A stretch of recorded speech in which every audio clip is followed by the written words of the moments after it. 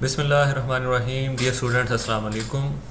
बहुत सारे स्टूडेंट्स को प्रॉब्लम आ रहा है कि उनका एलएमएस जो है वो काम नहीं कर रहा। तो उसके लिए सीआर्स और जीआर जो हैं वो उसी टाइम जो आपको दिया गया है 11 से 12 का, उसमें व्हाट्सएप ग्रुप्स में अटेंडेंस लेके और अटेंडेंस शीट पे उसको मार्क कर लिए करें और उसके बाद फिर मुझे दे दें, मैं उसको फिर एलएमएस पे जो है वो अपलोड कर दूँगा।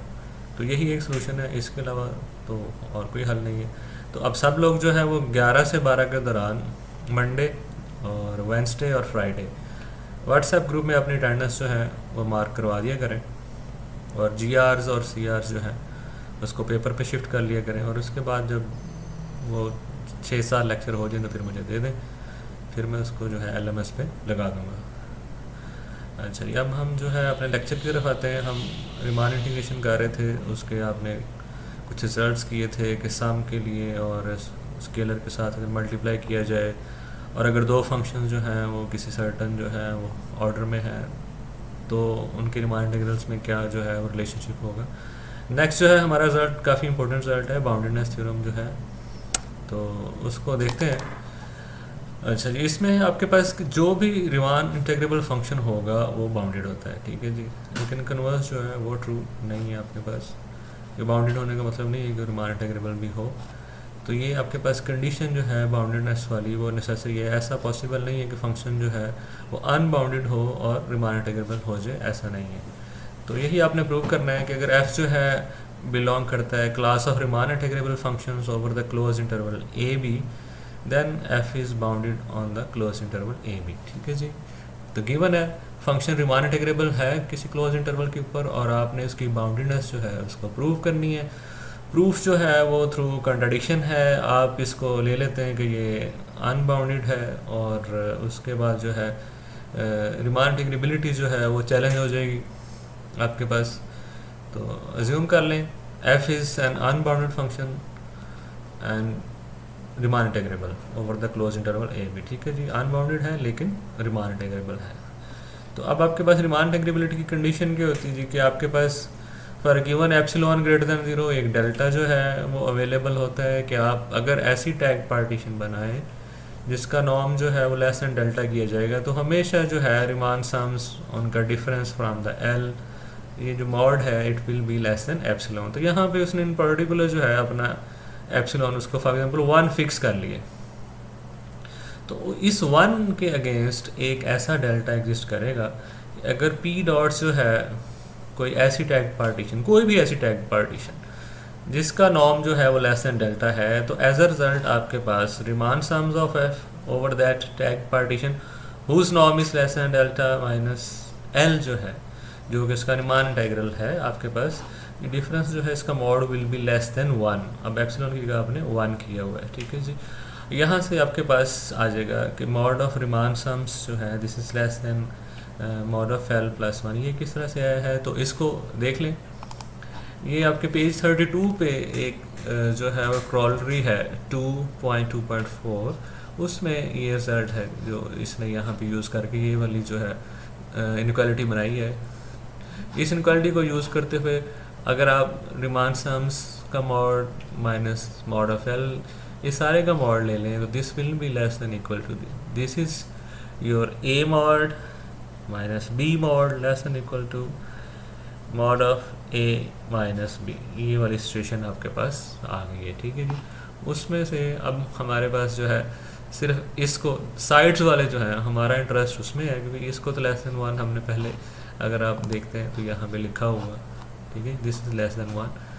तो इसको आपने रख लिया और इसके अलावा साथ इस वाले को रख लिया, तो आपके पास ये सिचुएशन बन गई। इस वाले को आपने दरमियान में से इग्नोर कर दिया।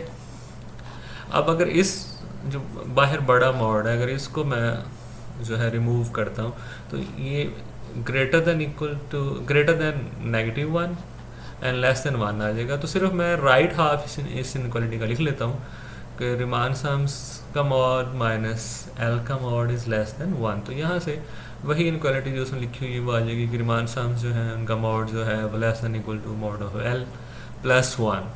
तो ये वाली चीज़ जो है इसने यहाँ पे लिखी हुई है। ठीक है जी।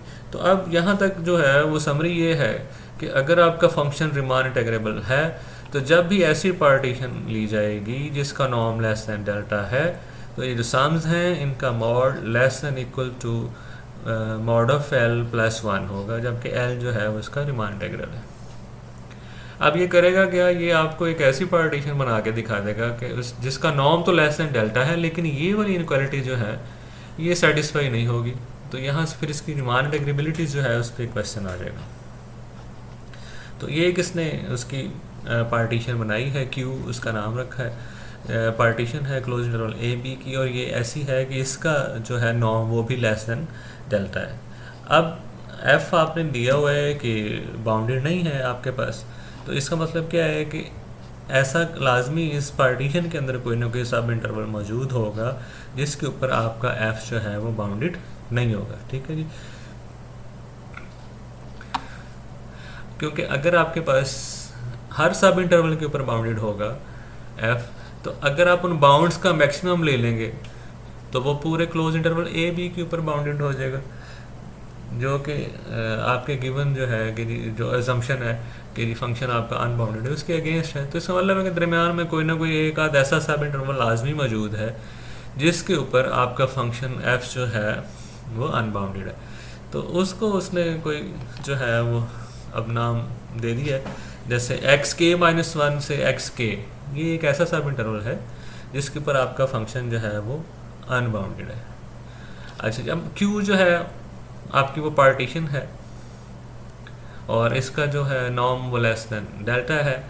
अब क्यू के जो है जितने भी सब इंटरवल्स हैं सिवाय इस वाले के जिसके ऊपर आपका फंक्शन जो है वो अनबाउंडेड है, उनके टैग्स जो हैं उसने एक्स आइज ले लिए, यानी कि आपके पास left and right end points जो हैं, जैसे आपके पास ये लिखा हुआ है कि जैसे पहला सब इंटरवल होगा x0 से x1 तो उसका टैग उसने x1 ले लिया, दूसरा सब इंटरवल होगा x1 से x2 उसका टैग उसने x2 ले लिया, एंड सो ऑन।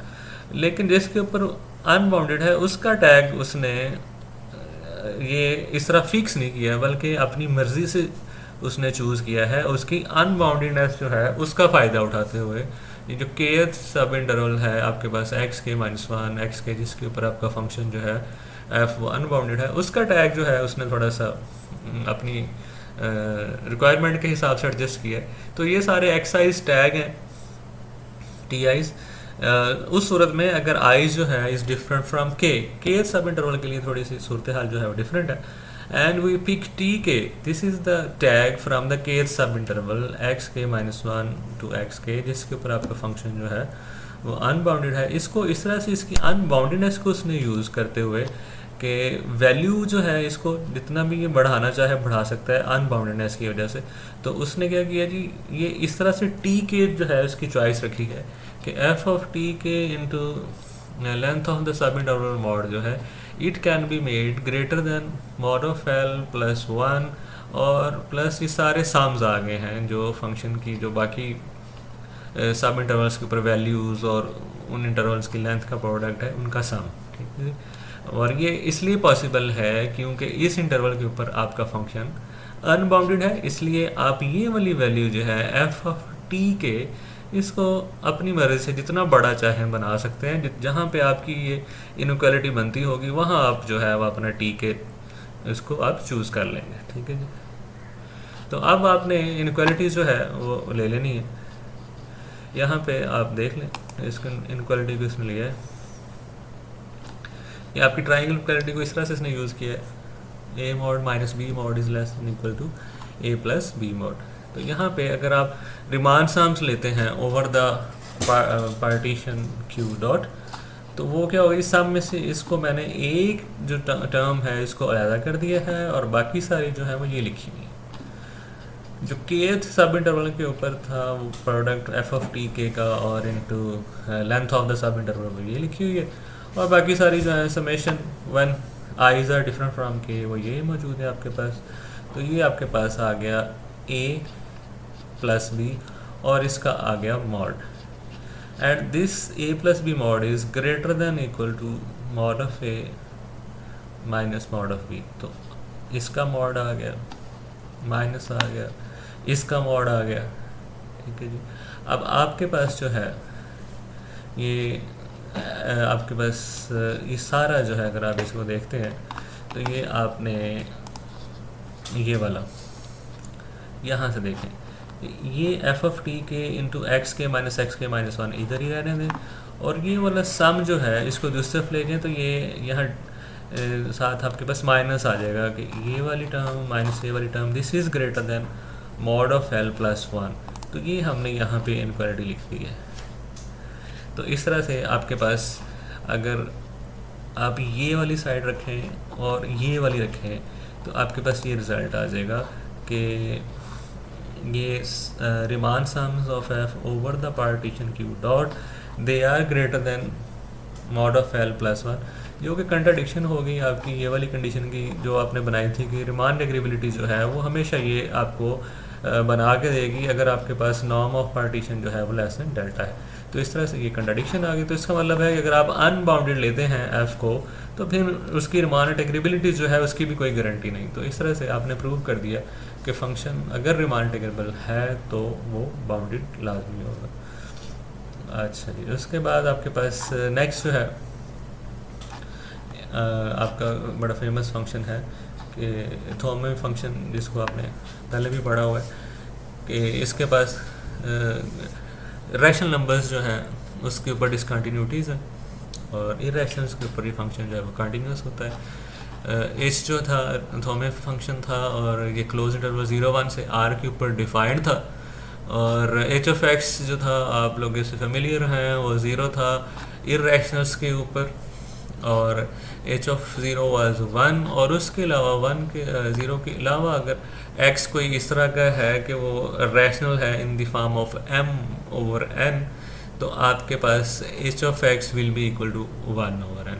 तो ये आपके पास इसकी डेफिनेशन थी। तो आपने इसको पहले से प्रूव किया हुआ है कि ये फंक्शन जो है रैशनल नंबर्स के ऊपर जो है वो डिसकंटिन्यूस है और इरेशनल्स जो हैं उनके ऊपर कंटिन्यूस है। तो इस तरह से इसकी डिसकंटिन्यूटीज़ हैं जो हैं वो काउंटेबली मैनी डिसकंटिन्यूटीज़ हैं। ठीक है, ये याद रखना है कि ये काउंटेबली मैनी जो है वो डिसकंटिन्यूटीज़ है, अनकाउंटेबल नंबर ऑफ डिसकंटिन्यूटीज़ नहीं है इसका। तो अब आप इसको प्रूव करेंगे कि ये रिमान इंटीग्रेबल है। ठीक है जी, इसमें कि किसी स्टूडेंट ने क्वेश्चन भी किया था कि अगर फंक्शन जो है वो कंटिन्यूस ना हो तो क्या वो रिमान इंटीग्रेबल हो सकता है। उसका मैंने वैसे उसको ग्रुप में रिप्लाई भी किया था कि बिल्कुल ऐसा है। तो ये उसी की एग्जांपल है कि काउंटेबली मैनी डिसकंटिन्यूटीज़ के साथ एक फंक्शन जो कि रिमान इंटीग्रेबल है। ठीक है, तो इसको आपने प्रीवियस एक एग्जांपल की थी, उसी के पैटर्न पे आपने इसको करना है, जिसमें आपने एक सेट बनाया था ई जिसमें ऐसी वैल्यूज़ थी एक्स की जिनके ऊपर फंक्शन जो था उसकी value greater than equal to epsilon होती थी। अगर आपको याद हो एग्जांपल का पार्ट डी था, तो उसी पैटर्न पे ये सेट बना हुआ है, ये वाला सेट इसी तरह से बनाया गया इसको भी।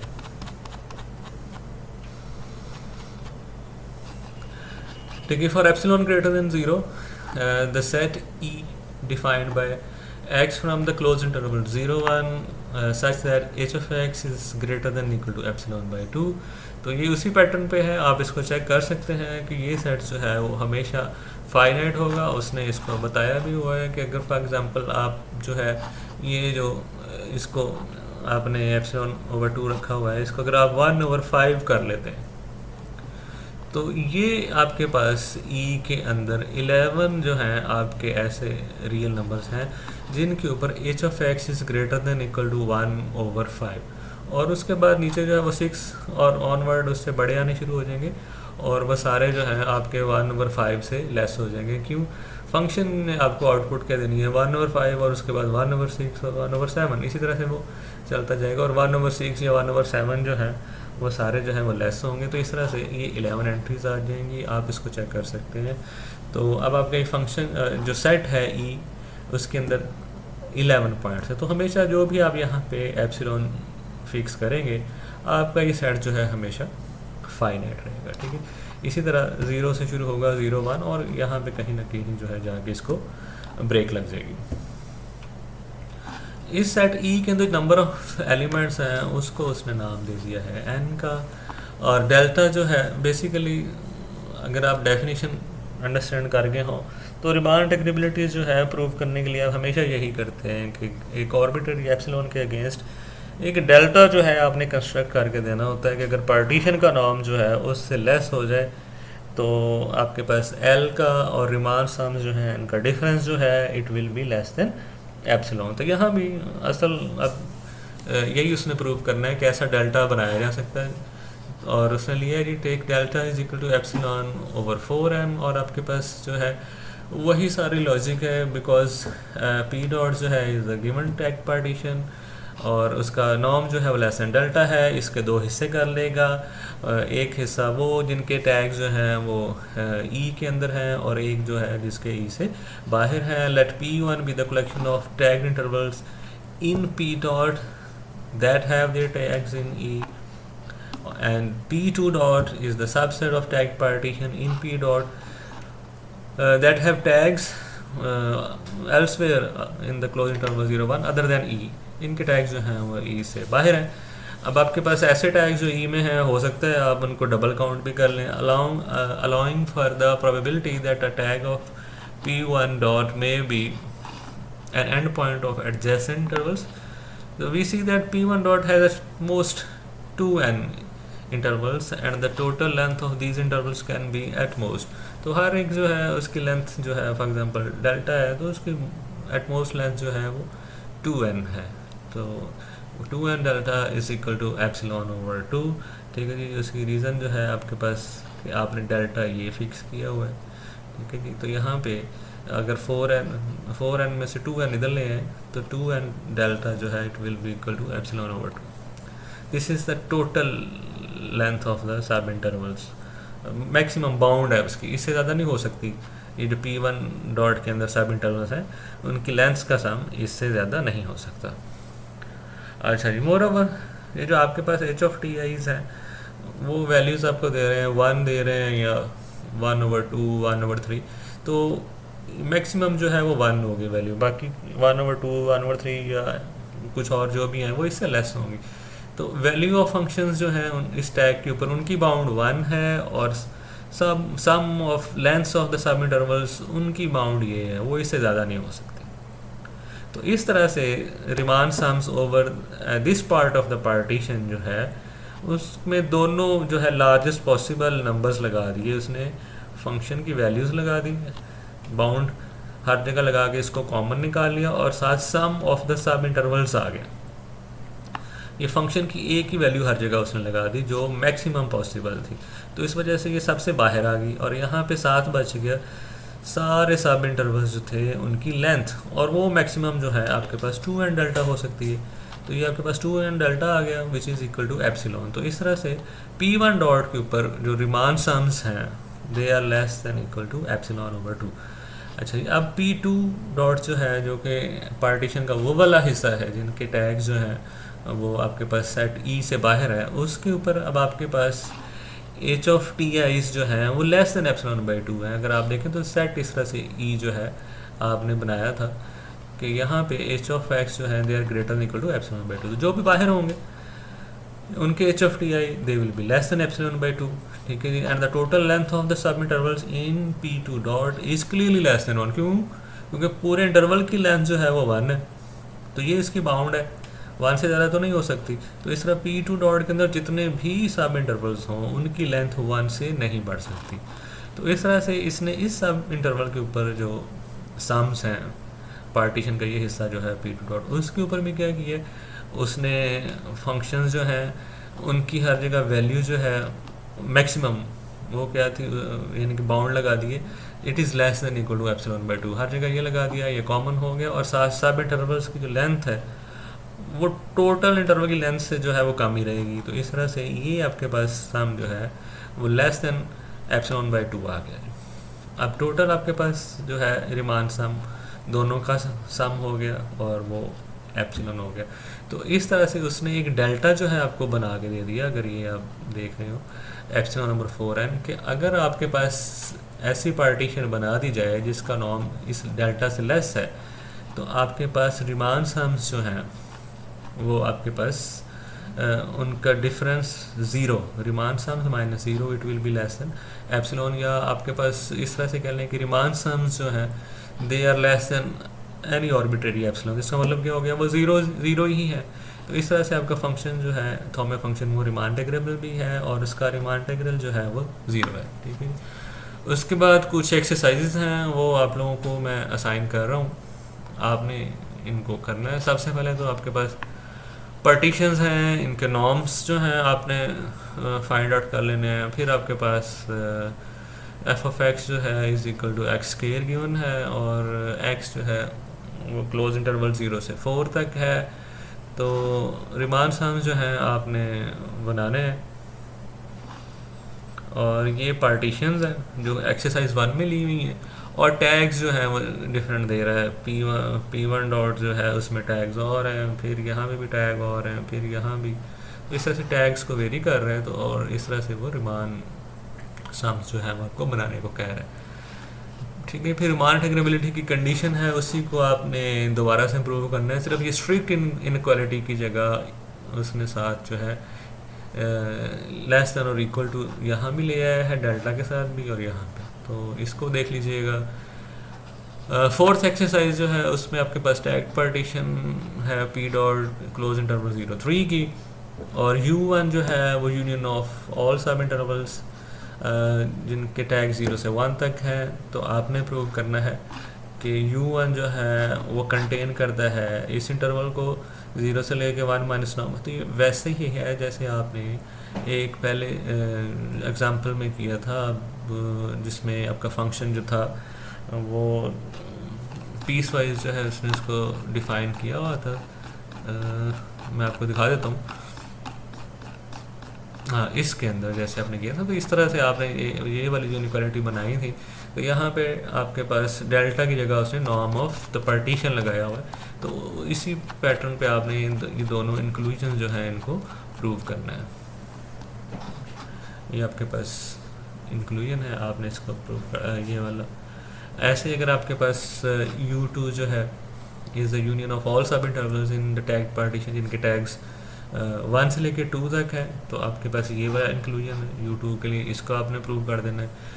अच्छा जी, फिफ्थ वाले में आपके पास जो है एक टैग पार्टीशन गिवन है किसी क्लोज इंटरवल A B की, और दो नंबर्स रियल नंबर्स उसमें से हैं C1 और C2। तो अगर आपके पास U belongs to the sub interval I sub interval है और टैग जो है टैग उसका सेटिस्फाई करता है कि वो greater than equal to C1 है, less than equal to C2 है, तो आपने इस इंक्लूजन जो है इसको प्रूव करना है। और फिर नीचे उसका कन्वर्स है V के लिए कि अगर आपके पास V जो है इस तरह का जो है आपके पास इनक्वालिटी जो है उसको सेटिस्फाई करता हो तो आपके पास जो टैग है वो इसको बिलोंग करेगा। यहाँ पे था कि टैग जो है वो C1 से लेकर C2 वाले इंटरवल को बिलोंग करेगा तो ये इनक्वालिटी होल्ड करेगी। तो ये एक्सरसाइजेज जो हैं इनको भी आपने देख लेना है। तो आज के लिए इतना ही। अल्लाह हाफिज़।